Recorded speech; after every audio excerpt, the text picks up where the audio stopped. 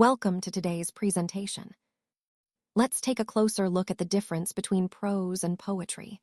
Most of the writing we encounter in everyday life is in prose form.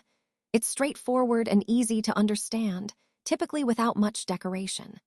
Ideas are communicated through sentences that are organized into paragraphs, making it clear and direct. On the other hand, poetry is usually reserved for expressing something special or artistic. It tends to be more expressive and decorated, often using comparisons, rhyme, and rhythm. These elements help create a particular sound and feeling that set poetry apart from prose. Another key difference is in how ideas are presented. In prose, ideas are contained within sentences that form paragraphs, giving a logical flow. In poetry, ideas are often contained within lines, which may or may not be complete sentences. These lines are grouped into stanzas, which can add to the rhythm and structure of the poem.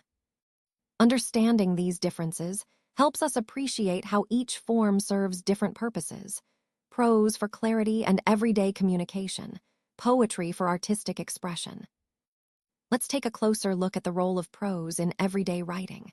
Most of the writing we do daily, whether it's emails, reports, or even casual notes, is in prose form. Now, when I say prose, I mean the straightforward language that we use to communicate clearly and effectively. It's usually simple and direct, without a lot of unnecessary decoration or embellishment. The main goal here is clarity. Ideas in prose are expressed through sentences, which are then grouped together into paragraphs. These paragraphs help organize our thoughts and make the writing easier to follow. When we structure our ideas this way, it allows the reader to grasp the message quickly and efficiently. So, understanding that most everyday writing relies on prose helps us appreciate its importance in clear communication. Whether we're sharing information or telling a story, the straightforward nature of prose keeps our ideas accessible to everyone. This concept ties back to our overall theme of effective writing. Simplicity and clarity are key. A short story is essentially a concise work of fiction. It's designed to tell a complete narrative, but within a limited length. What makes it powerful is its ability to deliver a full story, introduction, conflict, resolution, in just a few pages or even a few paragraphs. This brevity forces writers to focus on the most essential elements, making every word count. As we've seen throughout this presentation, understanding how to craft a short story helps us appreciate how stories can be impactful even when they're brief. It's a perfect example of how quality storytelling doesn't always require length, but rather clarity and precision. Let's take a closer look at the elements of a short story. When we talk about these elements, we're really breaking down what makes a story compelling and memorable. First, there's the setting, which is where and when the story takes place. It helps create the mood and gives context to the characters' actions. Then, we have the characters. These are the people or beings involved in the story. Well-developed characters make the story relatable and engaging. Next is the plot, the sequence of events that drive the story forward. A strong plot keeps the reader interested and eager to find out what happens next. The conflict is also crucial. It introduces the problem or challenge that the characters face, creating tension and interest. And finally, there's the theme, the underlying message or the big idea behind the story. Recognizing these elements helps us understand how stories are crafted and why they resonate with us.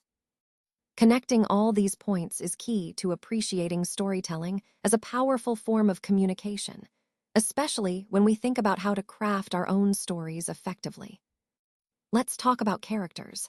A character is essentially a person, but sometimes it can also be an animal that plays a role in a story. They are the ones who bring the story to life through their actions, decisions, and interactions. When we introduce characters, we usually do this during the exposition part of the plot, which is the beginning stage where everything is set up. Understanding characters is key because they drive the story forward. Whether it's a hero, a villain, or a sidekick, each character helps us understand the themes and emotions of the story. So, in essence, characters are the heart of any narrative. They make stories engaging and relatable. As we see throughout this presentation, recognizing how characters are introduced and developed helps us better analyze and appreciate stories. Let's take a closer look at the different types of characters you'll encounter in stories. First up is the protagonist. This is the main or leading character, the one whose decisions really drive the story forward. They are often the hero or the central figure we root for, and their choices shape the plot's direction. Next, we have the antagonist. This character opposes the protagonist and creates conflict. They might be a villain or simply someone with goals that clash with the main character. Their opposition is what often fuels the story's tension and drama. Now, let's talk about dynamic or round characters. These characters are particularly interesting because they change over time. They accept new experiences, act based on those changes, and often grow as part of their human experience. These characters add depth and complexity to the story, making it more engaging and realistic. Understanding these character types helps us see how stories develop and keeps us engaged as readers or viewers. It's all about how these roles interact to create compelling narratives that connect with us on a deeper level. Let's talk about characterization. Essentially, it's the process by which a writer reveals the personality of a character. This is crucial because it helps us understand who the characters are and what drives their actions. Good characterization makes characters feel real and relatable, which keeps us engaged in the story.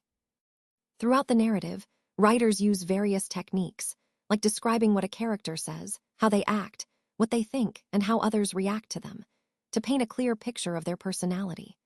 Remember, characterization isn't just about giving characters traits. It's about showing their complexity and making them believable within the story's context. This process ties directly into our overall theme of storytelling, because well-developed characters are what make a story memorable and impactful. Let's take a closer look at the plot, which is essentially the sequence of events that structure a story. It's the backbone that guides how the story unfolds from beginning to end. Now, one common way to organize a plot is through a linear and chronological structure, where events follow one after another in the order they happen. This makes it easy for the audience to follow the story naturally. However, stories can also be more complex, involving flashbacks.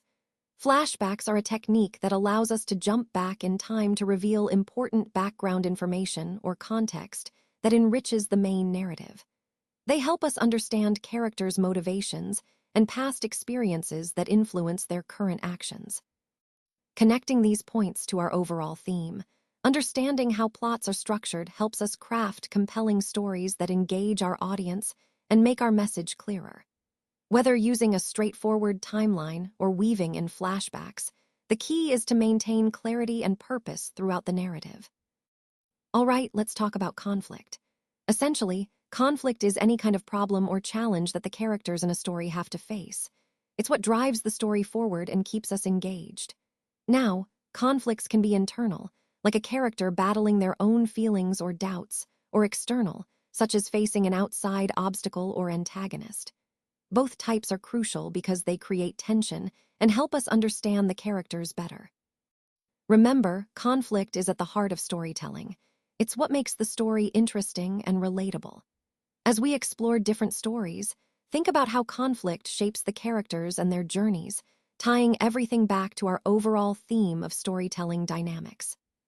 Now, let's take a closer look at literary conflict. When we talk about conflict in literature, we're essentially discussing the struggles that drive the story forward. One common type is character versus character, where two characters have opposing goals or beliefs, creating tension and interest. Then, there's character versus society, which involves a character challenging social norms or facing societal pressures. This often highlights themes of justice or rebellion. Next, we have character versus nature, where the character faces natural forces like storms, animals, or survival challenges. Each of these conflicts is crucial because they reveal character traits and themes, helping us connect to the overall message of the story. Understanding these different types of conflict enriches our interpretation and appreciation of literature.